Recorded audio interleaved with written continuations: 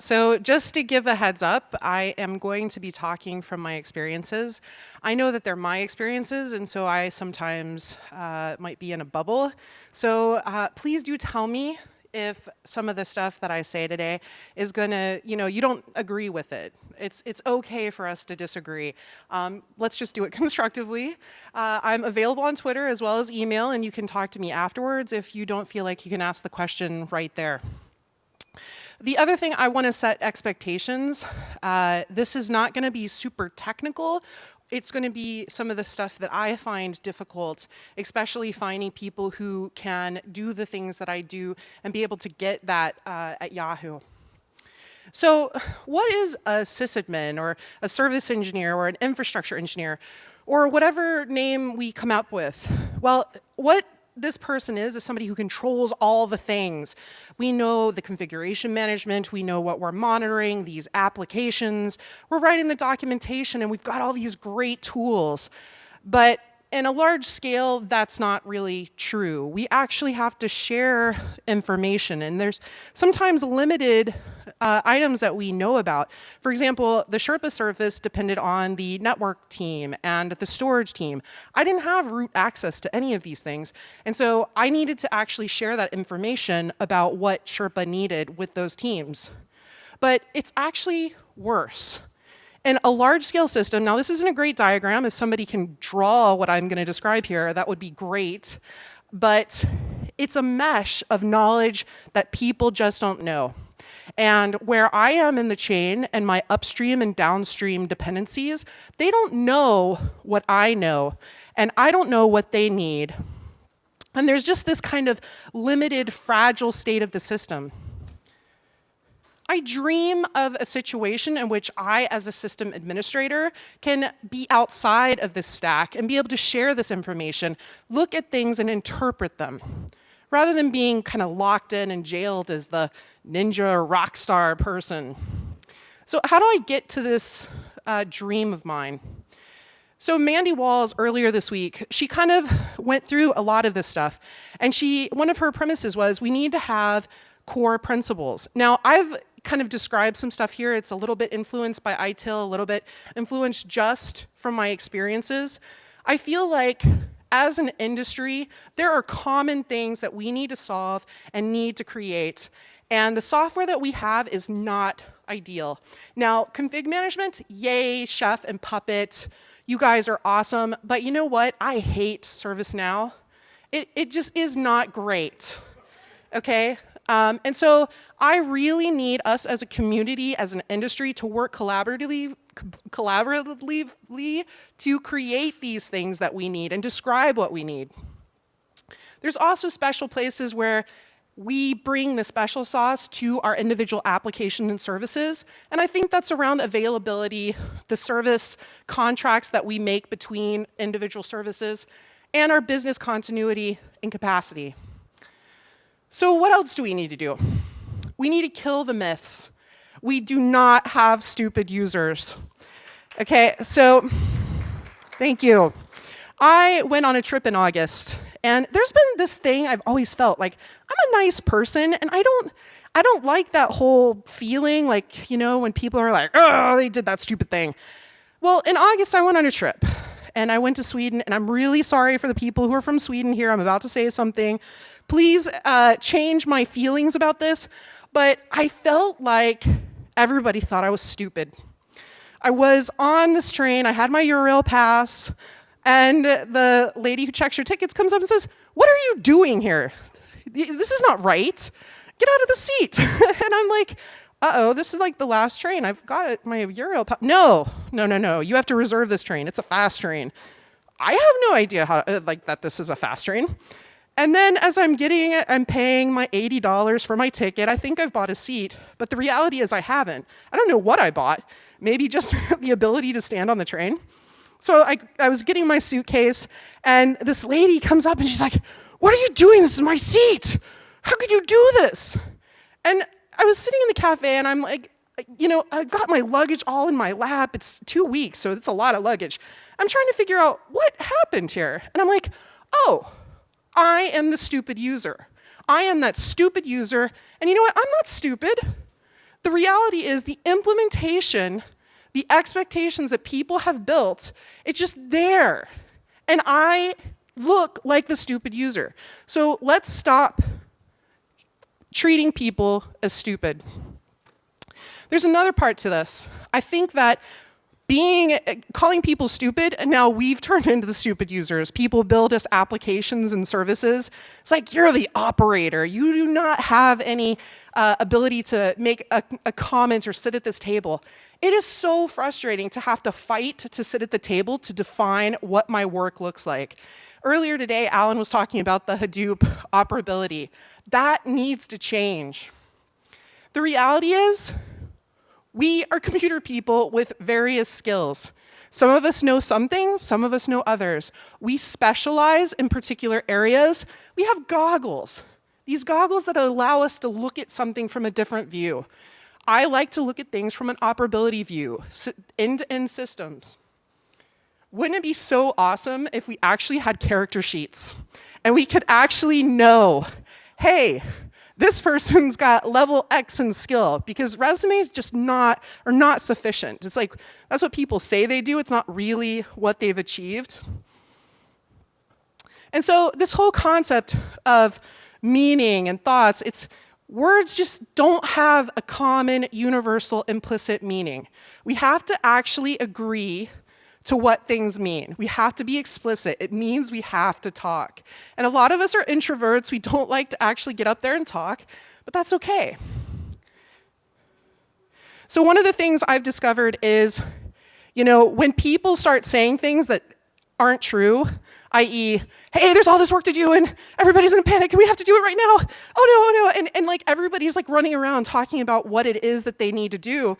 I found that by creating, this is a graph or a chart, a set of charts to show what actually needs to be done and what is actually work that isn't really needing to be done. It's already done, or it's stale data. This is the green is storage units deployed, blue is these are what needs to be done, and the yellow and the red are actually fake work that doesn't need to be done. And so by having this, people could stop talking about the work and actually get it done. So this led me to another realization about, adjusting your audience, adjusting your message to your audience. Now, that's like a common thing. Everybody knows that. You write an email and it's like this for this person, that. I mean the pictures you use to describe the same data. So for your team, they need the explicit. They need everything, and they need to not step on each other's toes, especially in a distributed system. So this is some pictures, snapshots I took after a project got done. It was a very complex project of migrating data out of a colo. And the lines were the individual task in each colo. And so as a team, we could see, oh, we got that done, we got that done. All the manager cared about was, is the project on track? Where is the red parts that we can actually say, oh, here is this, this is where we need to focus work. And then the customer, they don't care about anybody else except what is their stuff. And they want to know, is it ready? Or is it possibly not even in this colo and I actually want it there? And so that's what those black squares are. So team. A lot of times we talk about team, we talk about the dev team, the ops team. Let's stop that. We are in for doing a particular objective. We have an objective, just we have different roles. We've got these goggles, and we're looking at things from different points of view. If we step back and look at it and we say, hey, this is just like a little D&D game, and we all have a particular role to play. Like, you can step back from what the actual work is and kind of talk about it and have constructive conversations. It's like, you wouldn't want to have all wizards, right? Because they're really squishy and can be killed really quickly. And you don't want all warriors either, because they're, magic. So, teams. We need to work on this concept of what a team is. And one of those things is to stop saying the devs. The devs asked me for this. The devs asked. No. Hey, you know what? Elaine asked for blah, blah, blah. By just using somebody's name, they become a person, an individual, part of your team. Also, if you as a team, if you're a collective, you can kind of know if you actually talk about what a particular vision is, where we're going. And this is like, hey, is there anybody else in the company doing this? Is there somebody outside of our company do this? Does this what we have, is it of value? And if you can actually say to yourself, actually there's this other thing that's better, you either need to work towards improving your solution, or you need to give up and accept this other solution as being sufficiently better, because the people who are going to use your service, whether it's internal or external, they're going to be the ones to decide. If your solution is too hard or not good enough, they're going to go somewhere else. So some people hate vision statements. I love them. They are so awesome because they give you a way to enumerate a specific set of goals and go for that goal. It doesn't mean that you are limited. It means that you are able to converse about one thing. If you're part of a new product or new features, you should be at the table creating that vision. You shouldn't be somewhere outside where, hey, it's a black box to you, you're the operator. When I joined the team, this was Sherpa's vision. And it was so useful for me because it defined so many of the meetings.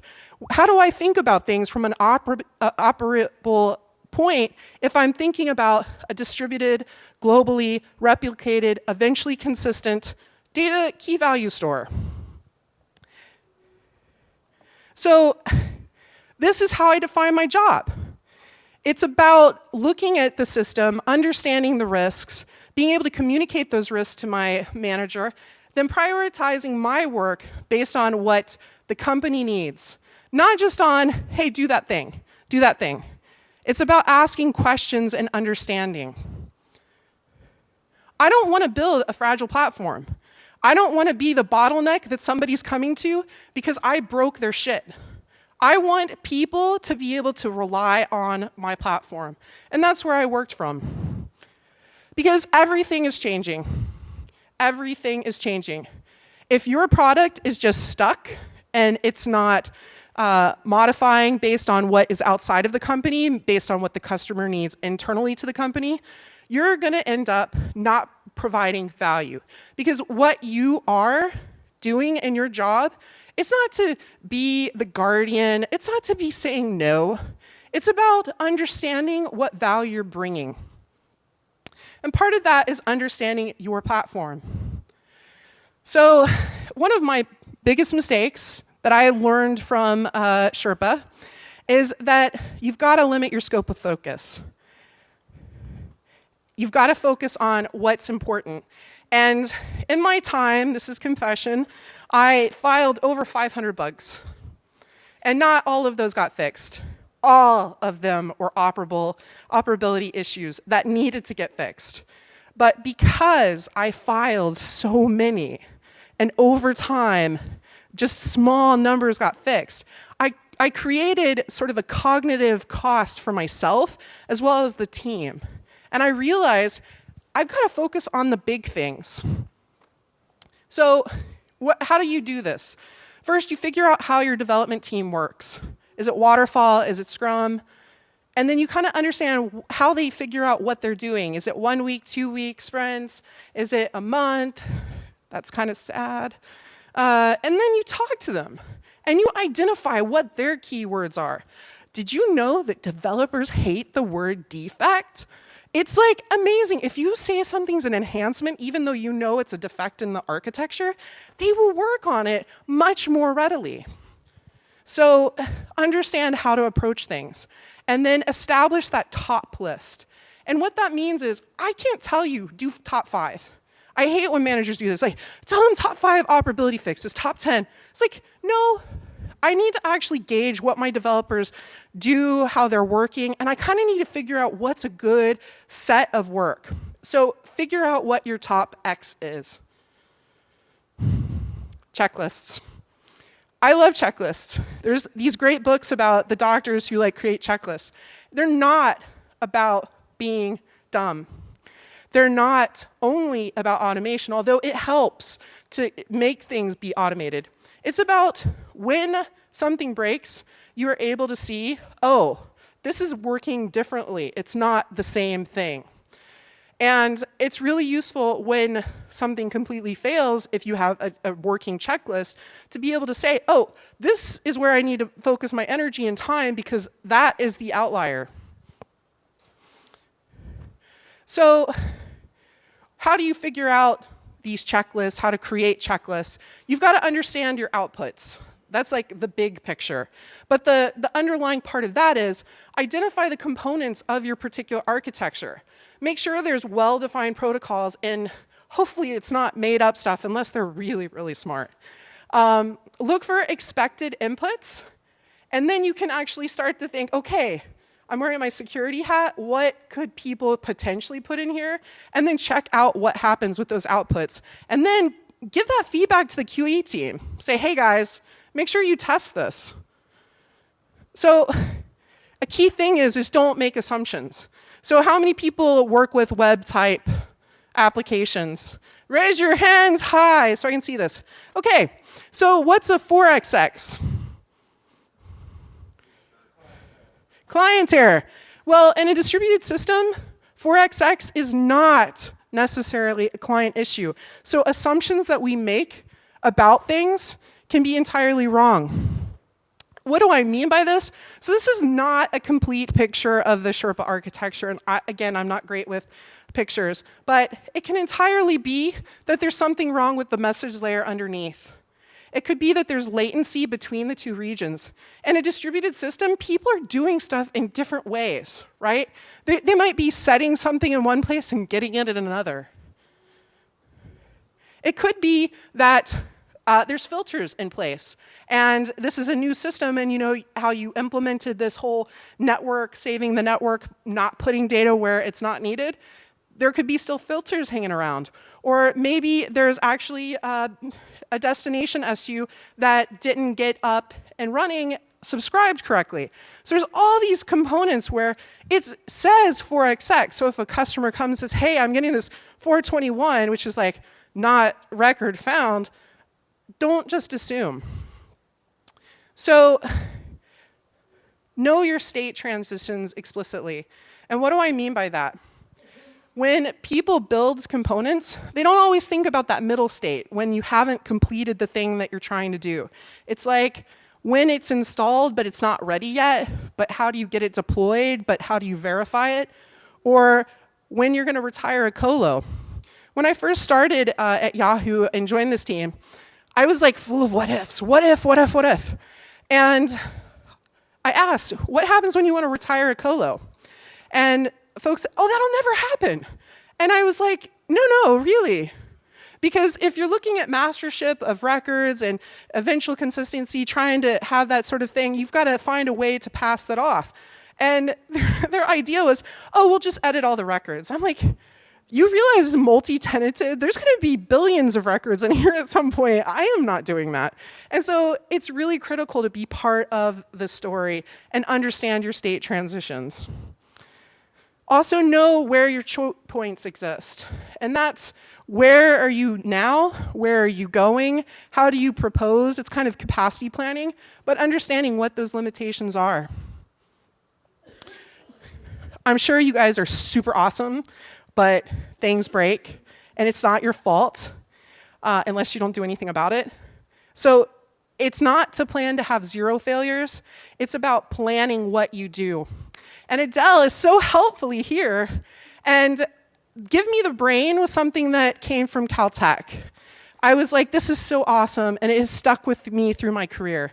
I don't want to be the brain. I don't want you to ask me questions unless you need to. I want to hand this off to you. And you actually want to run fire drills. And the reason for a fire drill, and not about like real fire drills, but fire drills with your service, it's not about preparing for every eventuality. It's preparing for any eventuality. You can't make a checklist for everything. And your team needs to be able to work as a whole and not do the, it's broken. Because that happens. I don't like postmortems.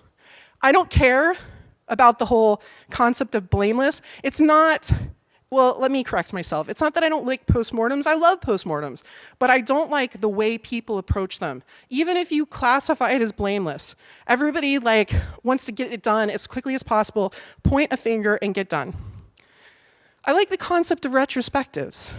Let us think about and contemplate, what is it that happened here? How can we do it better?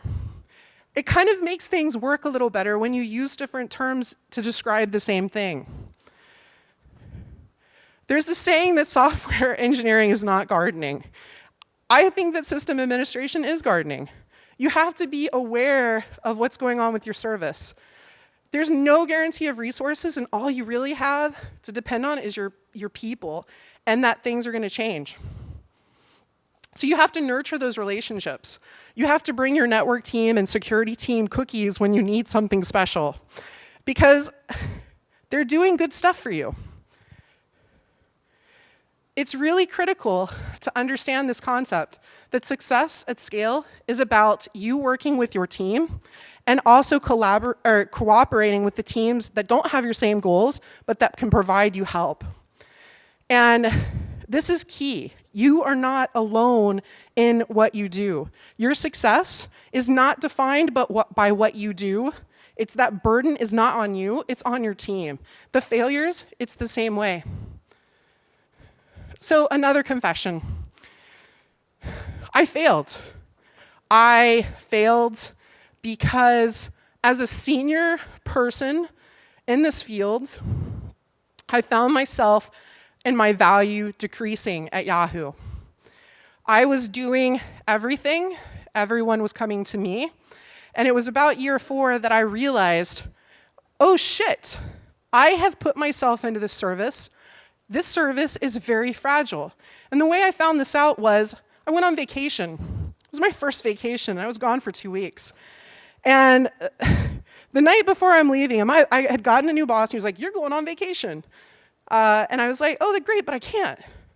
And so the night before, I was like, okay, 8 o'clock, here's a visualization. This will help you guys. If this happens, do this.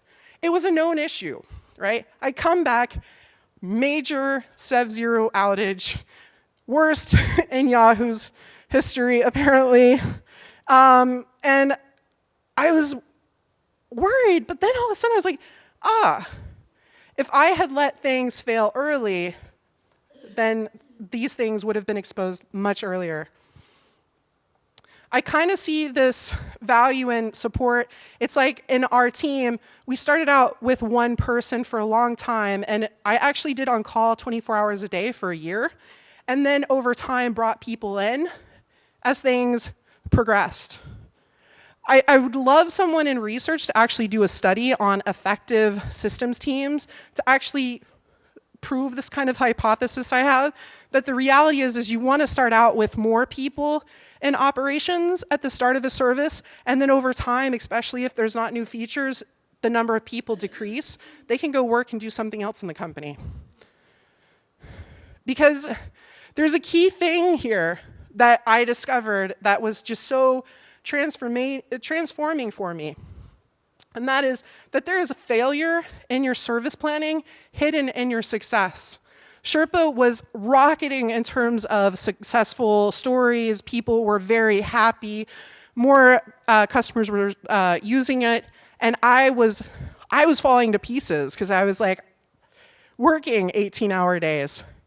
And it wasn't until my boss kind of pushed me out the door that the development team actually saw the result of what they did. And so some people may say, oh, if you just documented it, it would have been okay. Well, it doesn't work that way. I firmly believe in documentation. I documented a lot. Documentation doesn't guarantee that the other person understands. It doesn't guarantee that in a global world that people can read what you wrote in your native language and understand the implications. Maybe an operations sandbox environment is more the way to go. Let people try stuff out on their laptops so they know what they're facing and the implications. And then maybe the documentation there is to go and try out different situations. Another lesson I learned actually in January, Because after the 4th year and this big failure, I worked really hard to transform my role in the team so that I could leave gracefully and then let the team kind of self-heal and get more operable. And I successfully did that. But the thing I learned at the very end, I spent all of January documenting every single thing I know about Sherpa. And the value of that documentation was gone as soon as I left the team, right? And the reason is, it's just words. Who has time to read all those words in the moment? They might not even understand what's there. So a core advice I have, when you start at a job or join a team, think about where you want it to be when you leave. So you enter the room, you're thinking about exiting. What does the world look like? You want to be able to walk into the sunset knowing everything you've left behind is of value and of worth and something beautiful. So I've talked about a lot of different things today. And the core pieces to me are about collaboration, communication, and cooperation. You really want to be expendable. You want to feed your brain, try new things. Let's progress our industry and actually be outside of the control of the pieces that are in our systems. So just a few acknowledgements, and I really appreciate your time. Are there any questions? My slides are up, and I'll tweet out a link in a bit.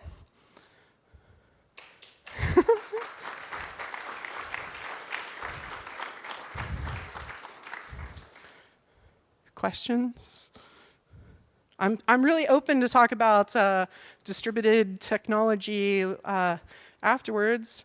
Did you guys get so full that you have no questions?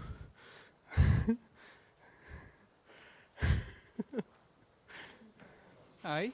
First remark, I think you really succeeded in integrating not just systems, but systems and humans. So I really think that's a great thing to do. So thank you for that.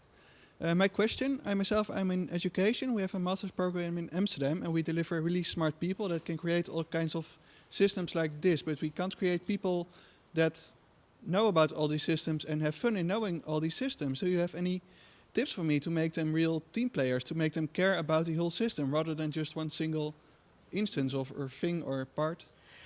That is so critical for people to understand. And one of the ways to help people do this is to have them step outside of their comfort zone and do something different. So for me, something that really helps me to step outside my bubble, I don't effectively step out of Silicon Valley very often, but the bubble of just systems is to go to like a hack day and be a developer, see what kind of problems you run into. I mentored at Open Hack Day recently at Yahoo, and it was a very successful thing. My team, I call them my team, I didn't do any of their work, but they won. And that was really enlightening for me to be able to help them see what is the problem, where are you going, how do you get there? Not to focus on the work itself, but like the talking about the work. What is it that, the goal, what is it that you're trying to actually achieve? So that's my suggestion about how to get people to step outside. I think this is something we need to talk about and get more people talking about in general so that we can improve our industry as a whole. Okay, thank you. One follow-up question. I think, just thinking out loud now, that time management would be a real issue because I myself, I do a lot of things. I'm an educator, a system administrator, I'm a freelancer, I do a lot of different things and I really have difficulty integrating that into my life and just not getting overwhelmed and overloaded all the time. So one of the best things about stepping away from something I did and was so passionate for 5 years, I was able to take that breath and look at the world around me and see what is it that I value. And it's a talk I did earlier this year at Velocity was about measuring and visualizing what you do. And there's this great tool, Rescue Time. It can tell you, you have to configure it to show you what you're doing, but one of the key things it tells you, how much time are you spending on the computer? do you, I mean, this isn't exactly what you're asking, but it's like, for me, it tells me I'm not spending enough time with my dog and not enough time with my boyfriend, because those are the things that I value. That's my life, my friends, my family. In terms of actual work and figuring out how to do that, I completely advise using some sort of Kanban system to sort of define what things you want to achieve for yourself personally, look at your objectives and how you want to, what things you want to learn, where you want to be. I didn't, you know, 5 years into 30, 45 minutes is very difficult. And one of the things I cut was about your self-improvement. Where are you going, where you want to be? So for you, I would say, take 5 minutes, breathe, think about where you want to be, and define those sort of goals and iteratively, agilely accomplish them. Thank you very much. See if this works and I can talk well enough. I tripped over a couple of slides where you made the references to the D&D, both from the team aspect as well as, you know, what your character sheet looked like. And I've seen that crop up a couple of times, this gamification of both, you know, how we approach our skill sets and how we approach our tools and our techniques. I'm just trying to figure out, is that something, that analogy that has come up, is that something we do because we think, you know, it's cute and it tries to get the idea, the thought exercises by, or do you think there's actual value, you know, in actually creating a sysadmin character sheet, character class or something? I'm just, you know. So this is another one of my talks I've given this year. I actually gave 2, Dungeons and Data. It was a 5-minute velocity, and then I did 30 minutes at Open Hack Day, and it's actually really critical. And my team actually implemented some portion of what I was suggesting in my talk. And I think it's actually really important. And there's multiple reasons why. So first, teams need to understand how to work together. And if you play D&D, you're able to step aside from all of the crap you feel as your identity and everything else, because it's not you, it's just this character. And you can do crazy stuff, because like if you get your whole party killed, like that's just your party and like everybody can laugh about it. It gives you that space to actually learn how to communicate at this other level. And that's, I think, how we should be approaching our jobs. Not being, I'm a sysadmin, I know what to do, what the hell are you doing? And instead be like, hey, you know what, let's roll a couple of die, and you know what, hey, wouldn't it be great if we did this? We don't have a GM in real life, so there's not somebody who can say, tick, you have leveled up. Although Brendan's talk the other day, I definitely feel like my brain leveled up with that talk, so maybe it's an internal GM. So the other part of that is, I hate interviews. LinkedIn is great for you LinkedIn people, but it's not done right, right? People endorse you for stuff that, like I'm getting endorsed for Solaris, and while I would love to be doing things with Joyent, right? I haven't used Solaris in over 7 years now, and I can't claim that, and it just really bugs me. It's like, in real life, your skills degrade over time. It's the things that you focus on that are real. And so, it's not that I want to gamify our careers, but I want a way for us to express this that goes beyond a resume, that goes beyond what we say we can do, and is actually really what we do.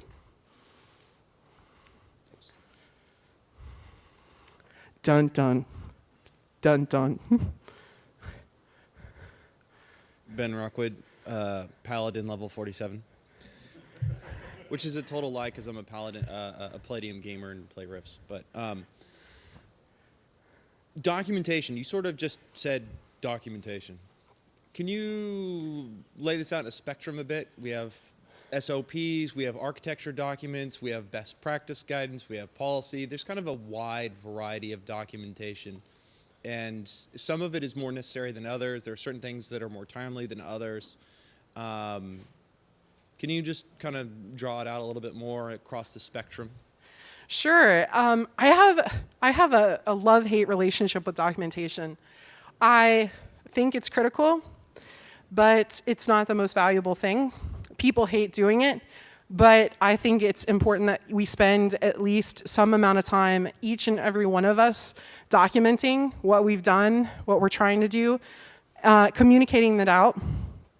I found that Kanban has taken place of all the documentation, like status reports for my team, which is great. So I think there's room for improvement in our documentation. I don't think we've solved this problem, because as soon as we write documentation, it's old. Versioning of documentation. This is a really hard problem. What I want from developers is I want to know what they think is going to happen when somebody does something. That's documentation, but I would prefer to see the requirements and not what they think I want to see. Like, you must do X, and then this thing happens, and then the user does this and that. I want to know what they tried to implement. I want to know that vision. And that's more, I get more of that talking to people than I do documentation. People don't know how to write. We're not, as a whole, computer folks don't get that appropriate skill level. So does that answer the question at all? Maybe not. I'm saying it needs help. No, not remotely, but thanks. Second question.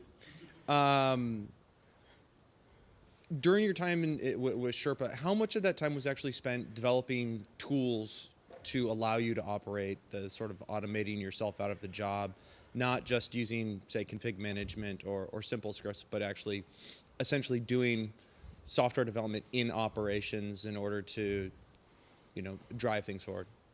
That is a really great question. And it wasn't until the last year I was in Sherpa when I actually got a manager that I could really clearly communicate with, who was actually a developer, who was in the operations spectrum of things, who then became my manager. He's super awesome, and he's at Twitter. But Pascal gave me that space. And we also had enough people. When you don't have enough people, it's really hard to spend the time to build the tools. But I built over, 100 tools that then I turned into, over the 5 years, I built these little tools that in that last year, and even in that last month, some of the documentation was, I was like, it'd be much better if I just wrote a little tool here that people could use. So up until that last year, probably like 10%, but that's taking into account that I was working like 18-hour days.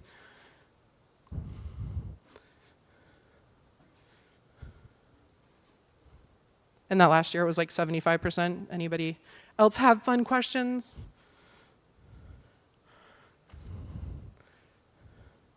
Looks like we're almost out of time, maybe. So we have about 5 more minutes here before we can let everybody out of the room. But 2 things.